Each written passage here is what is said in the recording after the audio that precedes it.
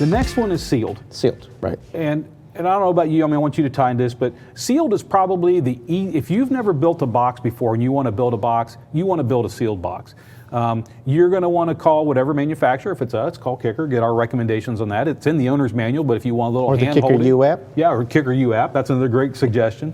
But find out what the box volume is. And I'm here to tell you, on a sealed box application, you can be off by about 20% either way, and it's still going to sound good and perform well. So if you were told, hey, I need 1.65 cubic feet, and you are within 20% of that, it's still going to sound and work extremely well. So sealed boxes are very forgiving as long as you're within plus and minus 20% of that recommended number.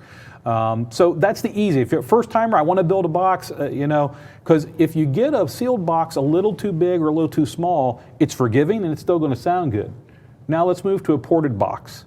If you get a ported box a little too big, a little too small, or you don't get the port tuned just right, you can significantly alter the performance of that woofer. And I've heard systems, everyone talks about low bass. What's funny is back in the 80s, everyone was, oh, about that low bass. Well, what's your ideal low bass? Oh, I want to get down to 25 hertz.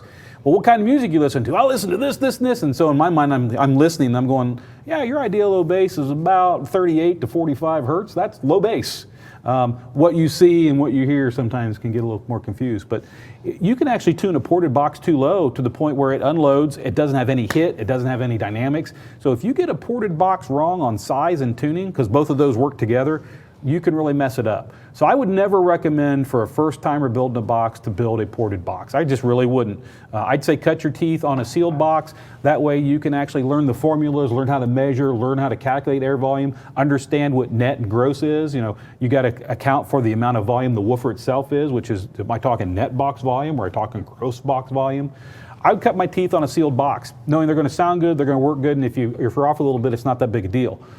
But if you're looking for a little extra bump, a little extra output, you want to get that extra at that, typically in that low 30 hertz range is where most boxes are tuned.